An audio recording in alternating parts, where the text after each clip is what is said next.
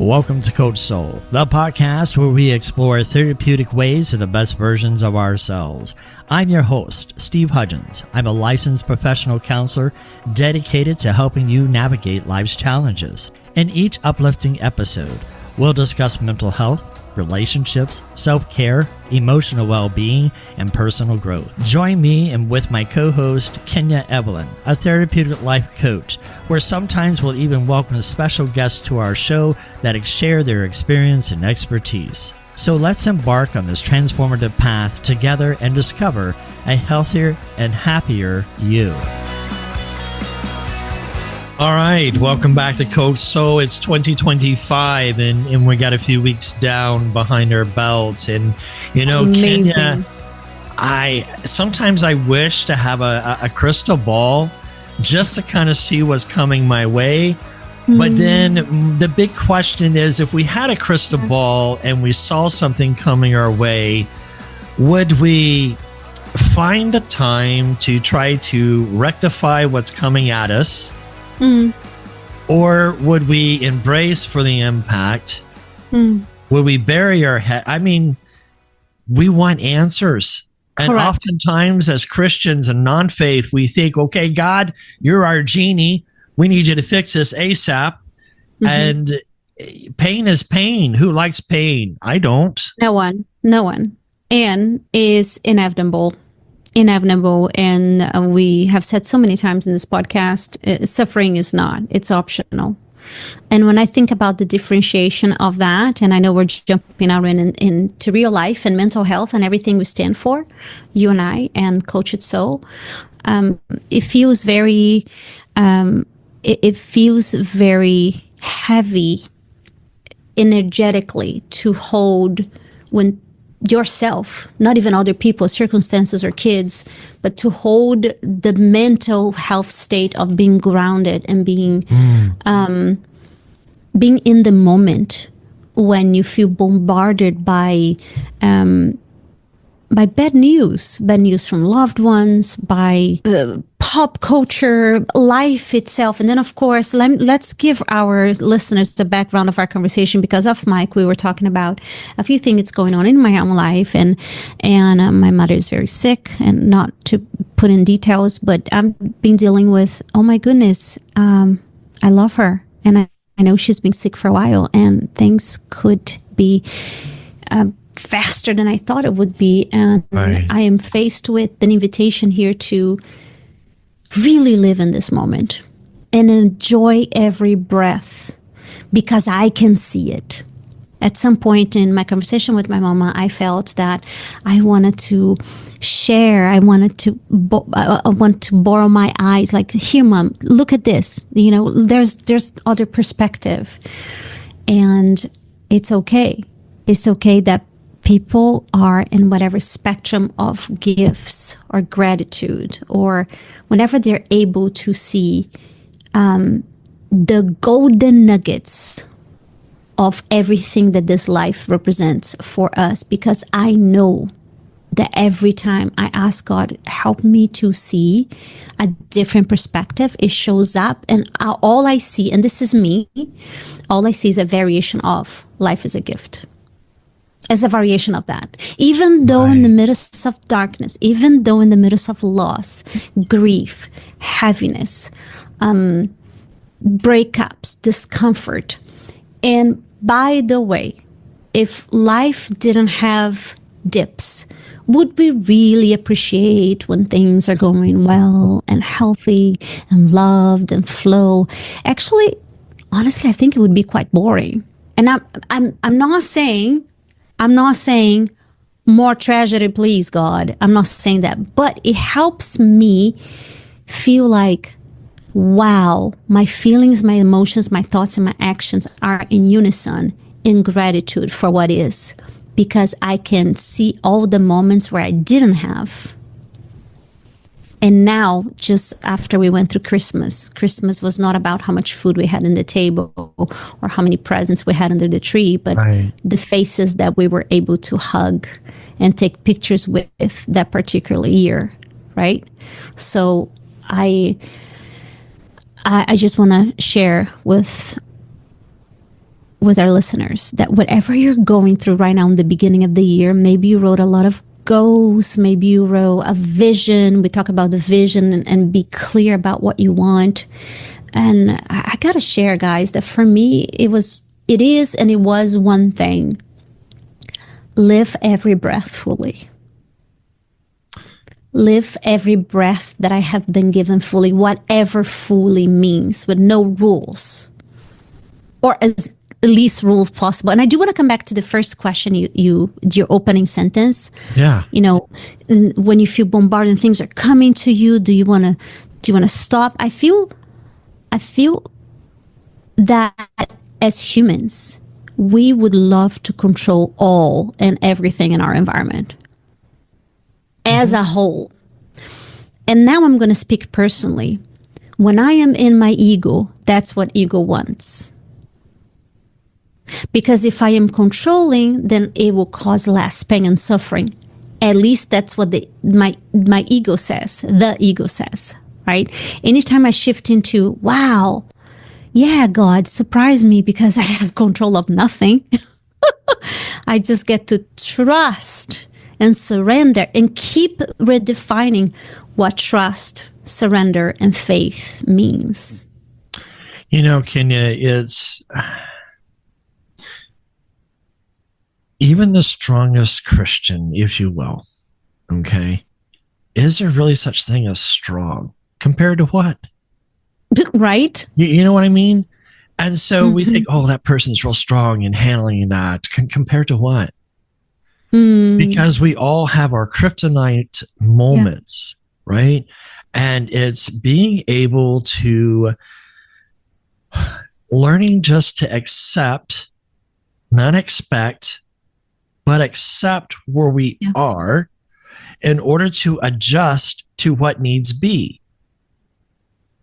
And when I think about the impact, I mean, just telling, your story off mic about your mom and those type of things. I mean, I was impacted with the stuff that I have impacted. Correct. And I wrestled with God, and that's normal. And it's normal to say, okay, God, take this away, do this, do this, do this, but he's not our genie. Nope. And I think that we need to be able to look at perception of attachment. Because how we grow up is the vision of what we do in our life as far as attachment is concerned. And when I think about someone coming to the end of their life, oftentimes they have an array of mixed emotions. I mean, I had an array of mixed emotions because 34% chance, well, that's better than one. And here I am, I defeated the odds and I'm thankful. But I can hear someone who I dated who, okay, she was an atheist. Okay, Steve, what are you doing dating an atheist? Okay, judge me if you want. But I learned so much from this other person and about how we view life.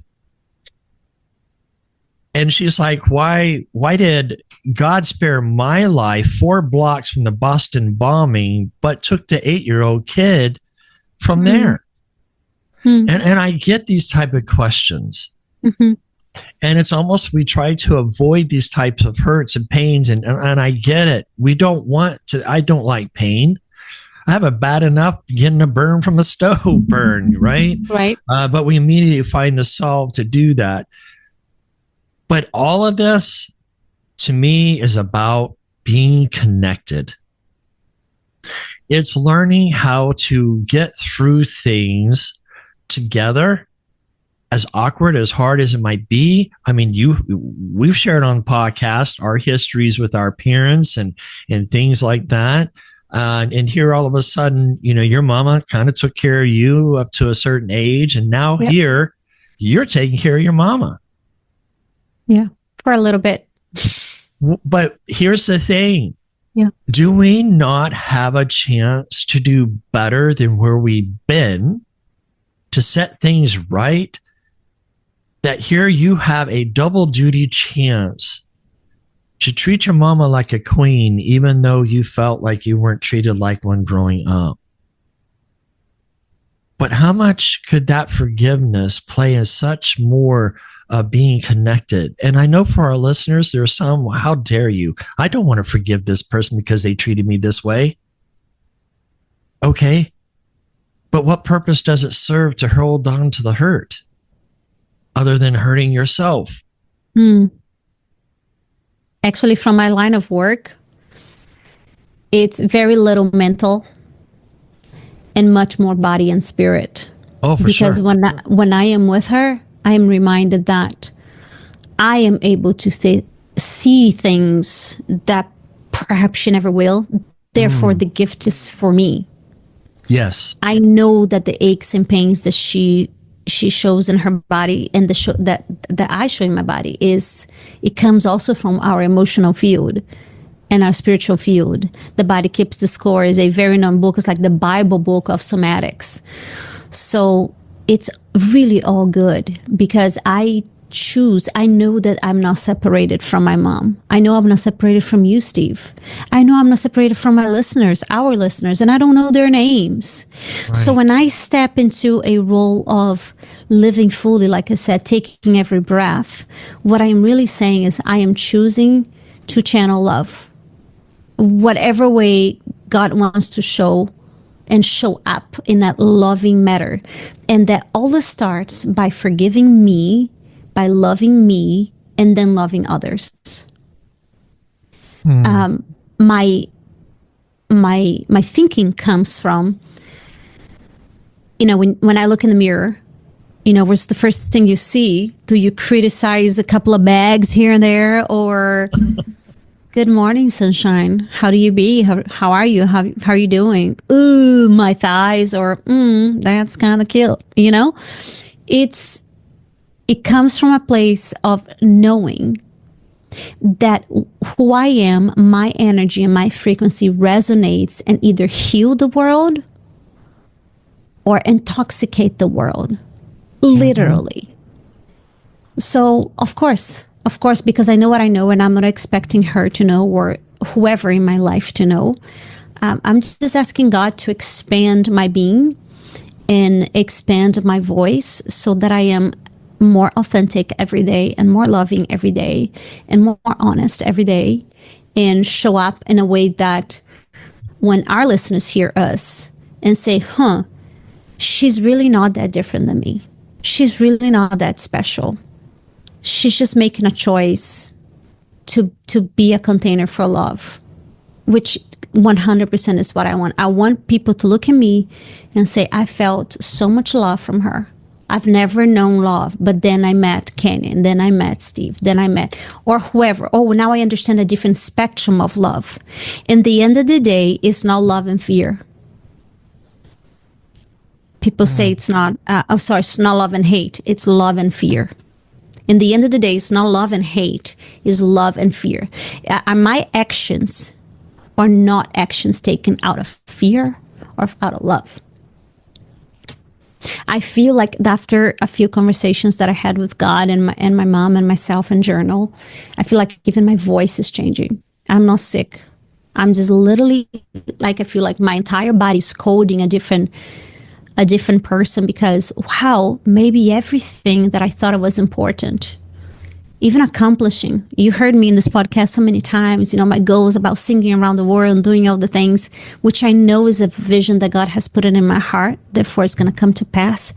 But is the journey to get there, which every person that I encounter in the grocery, at the Walgreens, at the homeschool place, every person is part of my journey.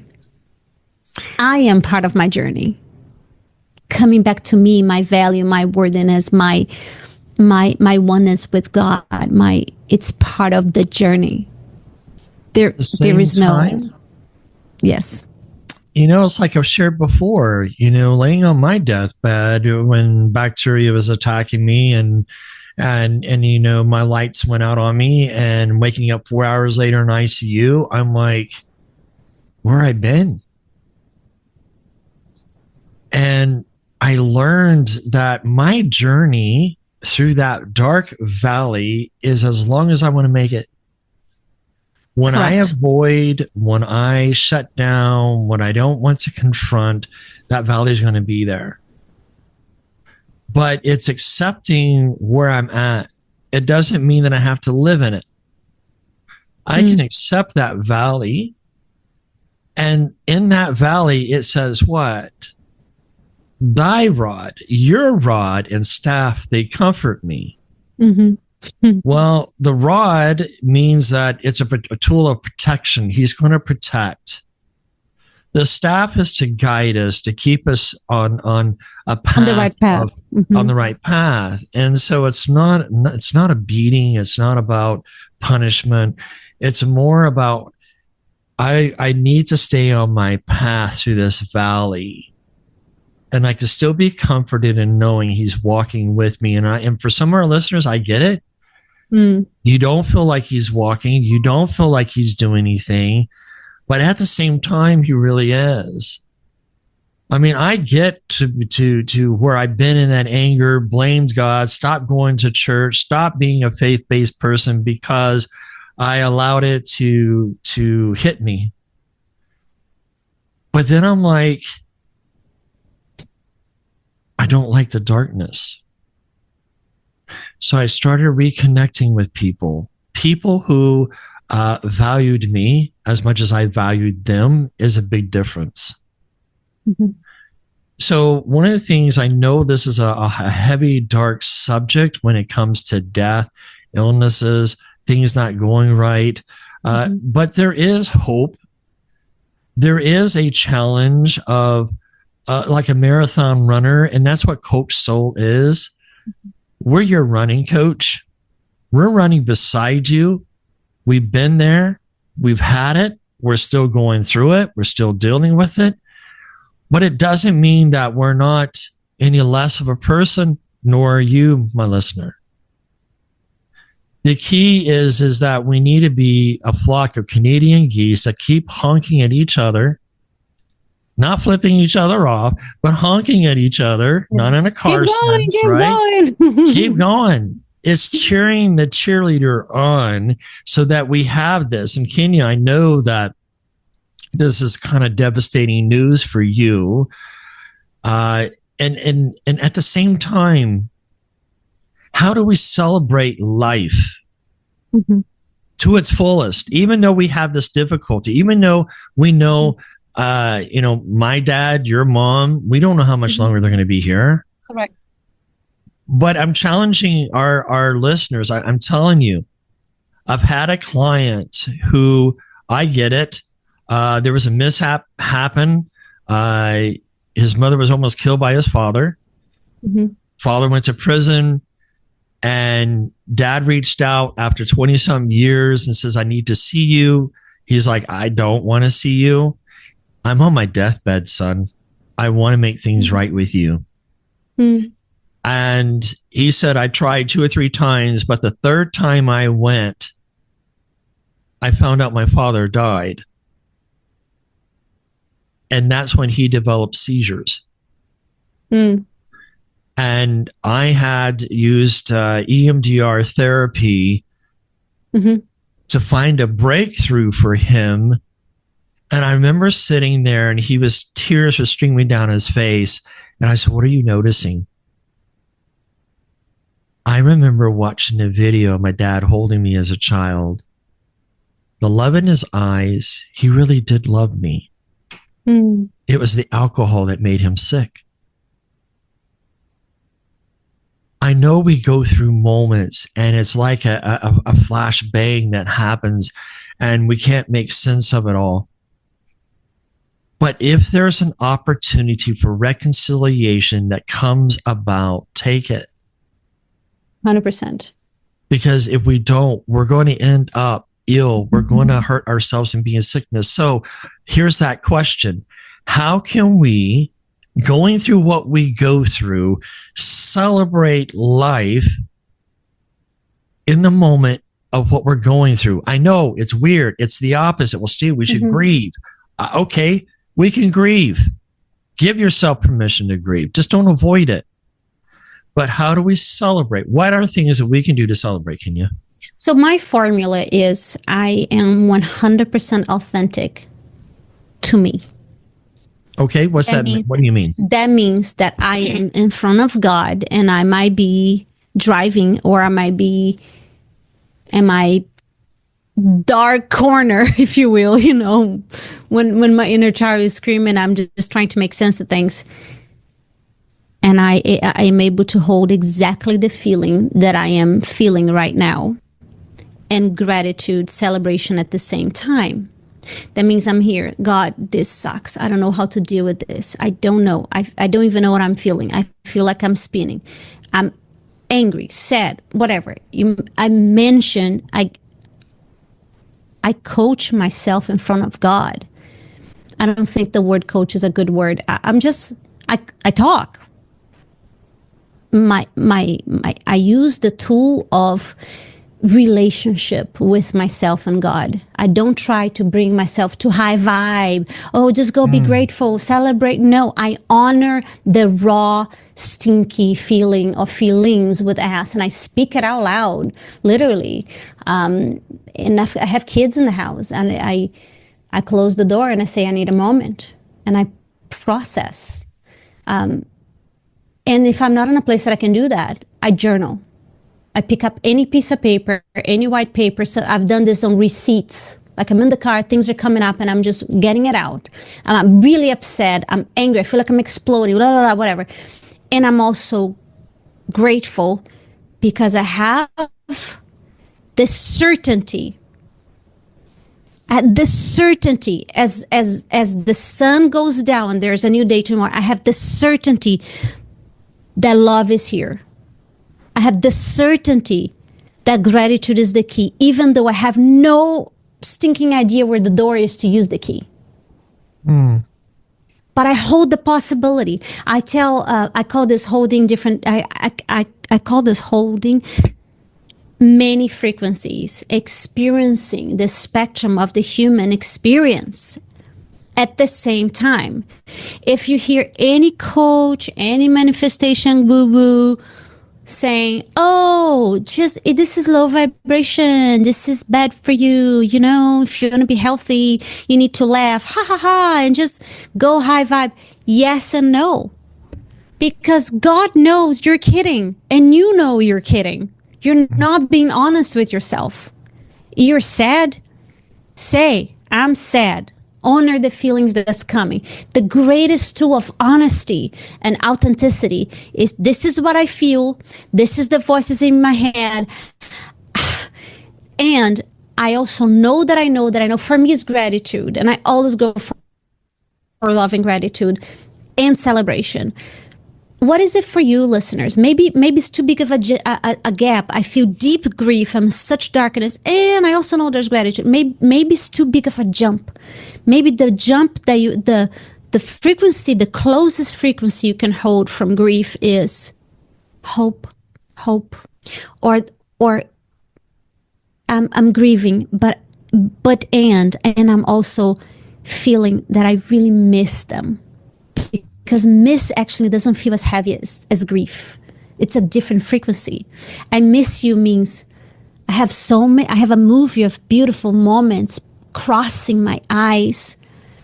And I love you so much, and you're not here. Those moments will always be alive. So to honor the human experience is to make every feeling and every spectrum, every nuance okay. Not just okay, but valuable. Not just valuable, but real. Now, here's the key. You don't stay there. Mm-hmm. Once you honor, it's like eating a meal. You don't keep eating until you throw up. If you keep regurgitating what you're doing, you're cementing a story in your head that could eventually become depression, anxiety, and all the things when people never recuperate from grief and loss. What I am saying is, this is where I'm at, and I surrender to God, Source, the highest power of the universe, that there's so much life for me, and I am honoring the life of this person right here by living my life fully.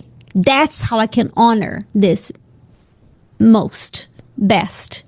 And when I look around and I say reconciliation, because, thank God in this moment, I cannot think about one person that I need to reconcile with.